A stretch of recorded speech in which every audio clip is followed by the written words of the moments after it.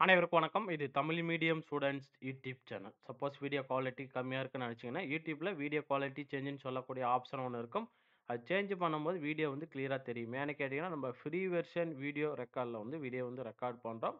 So மறக்காம நம்ம YouTube channel வந்து சப்ஸ்கிரைப் பண்ணிக்கங்க. பெல் பட்டன வந்து நோட்டிஃபிகேஷன் வந்து ஆன் பண்ணி வச்சுக்கங்க. ஸோ இந்த வீடியோல மெயினா நம்ம 2 டாபிக்ஸ் பத்தி பேசப் போறோம். ஒன்று யுஜிடிஆர்பி எக்ஸாம் வந்து கண்டக்ட் பண்ணியிருப்பாங்க. ஸோ போஸ்டிங் எப்ப சார் ஃபில் பண்ண போறாங்க? சப்போஸ் போஸ்டிங் ஃபில் பண்ணும்போது நமக்கு வேக்கன்சி வந்து இன்கிரீஸ் ஆகுமா? அப்படின்னு ஒரு டவுட் வந்து இருக்கலாம். அடுத்ததா வந்து பார்த்தீங்கன்னா, இந்த யுஜிடிஆர்பி ஜட்ஜ்மெண்ட் வந்து என்ன ஆயிருக்கு?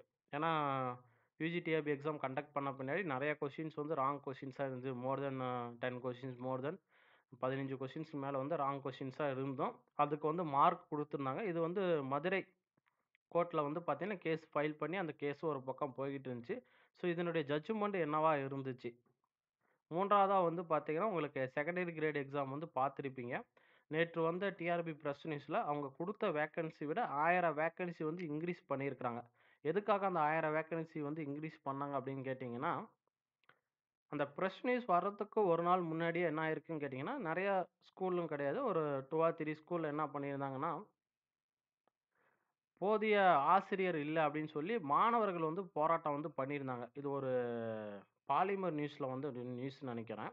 ஸோ மாணவர்கள் வந்து டைரக்ட்டா என்ன பண்ணிட்டாங்கன்னா, அந்த இடைநிலை ஆசிரியர்கள் வந்து போதிய அளவில் இல்ல அப்படின்னு சொல்லி மாணவர் டைரக்ட்டாவே வந்து பார்த்தீங்கன்னா, ஒரு பள்ளி வளாகத்துக்கு வெளிய வந்து ஒரு போராட்டம் மாரி பண்ணாங்க. சின்ன பசங்க தான். ப்ளஸ் வந்து அவங்க கூட யார் இருந்தாங்கன்னு கேட்டீங்கன்னா, அவங்களுடைய பேரண்ட்ஸ் வந்து இருந்தாங்க. ஸோ இதனால என்ன ஆச்சு அப்படின்னு கேட்டீங்கன்னா, அந்த மாவட்ட சார்ந்த கல்வி அதிகாரி வந்து டைரக்ட்டா போயிட்டு அவங்களுடைய கோரிக்கைய வந்து என்ன ஏதுன்னு கேட்டுட்டு, அதுக்குண்டான ஸ்டெப் எடுக்கிறோம் அப்படின்னு சொன்ன பின்னாடி தான் நமக்கு செகண்டரி கிரேட் எக்ஸாம் என்ன ஆயிருக்குன்னு கேட்டீங்கன்னா, ஒரு 1000 வேக்கன்சி வந்து இன்கிரீஸ் பண்ணியிருக்கிறாங்க. ஸோ ஒருவேளை இதனால வந்து இன்கிரீஸ் பண்ணியிருப்பாங்க. ஸோ டோட்டலா வந்து பார்த்தீங்கன்னா, ஒரு 2700 வேக்கன்சி வந்து இருக்கு.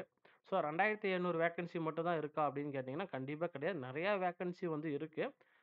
ஒரே ஆண்டுல வந்து அத்தன வேக்கன்சியும் வந்து அவங்க ஃபில் பண்ண மாட்டாங்க. கொஞ்சம் கொஞ்சமா தான் ஃபில் பண்ணுவாங்க. ஏன்னா, இந்த நிதி அமைச்சகத்திலிருந்து அவங்க குடுக்கக்கூடிய நிதியில இவ்வளோ நிதி வந்து இந்த டிபார்ட்மென்ட்க்கு இந்த அப்படின்னு சொல்லி தான் குடுப்பாங்க இல்லையா? உங்களுக்கு நல்லாவே தெரியும். ஸோ அத பேஸ் பண்ணி தான் இந்த வருஷம் இவ்வளோ வேக்கன்சி வந்து ஃபில் பண்றோம். அடுத்த வருஷம் இவ்வளோ வேக்கன்சி வந்து ஃபில் பண்றோம். அப்படி தான் டிவைட் பண்ணி பண்ணுவாங்க எப்பயுமே. ஸோ அதனால இந்த வருஷம் வந்து பார்த்தீங்கன்னா, ஒரு 2700 வேக்கன்சி வந்து நமக்கு செகண்டரி கிரேட் எக்ஸாம்ல வந்து ஃபில் பண்றாங்க. இதே மாரி தான் என்ன ஆகும்ன்னு கேட்டீங்கன்னா, இப்ப யுஜிடிஆர்பி எக்ஸாம் எழுதிட்டு நம்ம வெயிட் பண்ணிட்டு இருக்கிறோம் போஸ்டிங்க்காக.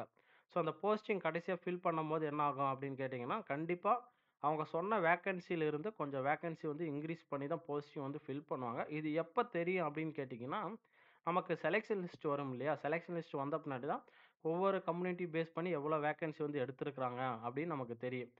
எப்பயுமே டிஆர்பி போர்டுல வந்து பார்த்தீங்கன்னா, ஆனுவல் பிளானர் வரக்கூடிய வேக்கன்சிக்கும், ஃபைனலா வந்து செலக்ஷன் லிஸ்ட் வரக்கூடிய அந்த செலக்ட் ஆன வேக்கன்சி இருக்கும் இல்லையா? ஸோ அதுல வந்து பார்த்தீங்கன்னா, டிஃபரன்ஸ் வந்து கொஞ்சம் அதிகமா தான் இருக்கும். ஒரு 200 போஸ்டிங், 300 போஸ்டிங் வந்து இன்கிரீஸ் பண்ணி தான் எப்பயுமே அப்லோட் பண்ணுவாங்க.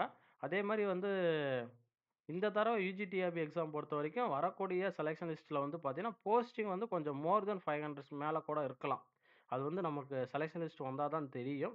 ஸோ பிஜிடிஆர்பி எக்ஸாம் எழுதிட்டு வெயிட் பண்றீங்க, கொஞ்சம் வெயிட் பண்ணுங்க. கண்டிப்பா வந்து மிக விரைவில் வந்து என்ன ஆகும்னு கேட்டீங்கன்னா, உங்களுக்கு வந்து அந்த போஸ்டிங் உண்டான ஏதாவது பிரஸ் நியூஸ் வந்து கண்டிப்பா வந்து டிஆர்பி போர்டுல வந்து குடுப்பாங்க. அதே மாரி போஸ்டிங்கும் வந்து உங்களுக்கு இன்கிரீஸ் ஆகக்கூடிய வாய்ப்புகள் வந்து இருக்கு. ஸோ இது வந்து பார்த்தீங்கன்னா, இந்த செகண்டரி கிரேடு எக்ஸாம் உடைய இந்த போஸ்டிங் இன்கிரீஸ் பண்ணியிருந்த ஒரு பிரஸ் நியூஸ் வந்து பார்த்திருப்பீங்க இல்லையா? ஸோ இது பேஸ் பண்ணி தான் நமக்கு வந்து பார்த்தீங்கன்னா, யுஜிடிஆர்பில இந்த மாரி வந்து அவங்க பண்ணக்கூடிய வாய்ப்புகள் மிக மிக அதிகம். அதுக்கு வந்து நம்ம வெயிட் பண்ணி தான் பார்க்கணும். ஓகேங்களா? அடுத்ததா வந்து நெறைய பேர் கேட்ட கொஸ்டின்ஸ் என்ன கேட்டீங்கன்னா, இந்த ஜட்ஜ்மெண்ட் என்ன சார் ஆச்சு? யுஜிடிஆர்பி ஜட்ஜ்மெண்ட் என்ன சார் ஆச்சு? அப்படின்னு கேட்டீங்க. அ நம்ப ஆல்ரெடி சொன்ன மாரி தான் நெறையா கொஸ்டின்ஸ் வந்து மோர் தென் கொஸ்டின்ஸ் வந்து ராங் கொஸ்டின்ஸா இருந்தனால, அது வந்து கேஸ் ஃபைல் பண்ணியிருந்தாங்க. ஃபைனலா வந்து பார்த்தீங்கன்னா, ஜட்ஜ்மெண்ட் எல்லாமே கம்ப்ளீட் ஆயிருச்சு. அ என்ன சொல்லியிருப்பாங்க கேட்டீங்கன்னா, உங்களுக்கு வழக்கம் போல தான். அரசினுடைய கொள்கை முடிவுல நீதிமன்றம் தலையிட முடியாது அப்படின்னு சொல்லிருவாங்க எப்பயுமே. மோஸ்ட் ஆஃப் கேஸ்ல வந்து அப்படிதான் நடக்குது. அந்த எக்ஸாம் ஓரியன்டடா ஓகேங்களா? எக்செப்ட் அதர் எக்ஸாம் ஓரியன்டடா இருக்கக்கூடிய கேஸ்ல. ஸோ மிக விரைவில் வந்து நமக்கு யுஜிடிஆர்பிக்கு உண்டான போஸ்டிங் ஃபில் பண்ண போறாங்க. பிளஸ் வந்து வேக்கன்சி கொஞ்சம் இன்கிரீஸ் பண்ணுவாங்க. ஓகேங்களா? நன்றி, வணக்கம். மீண்டும் சந்திப்போம்.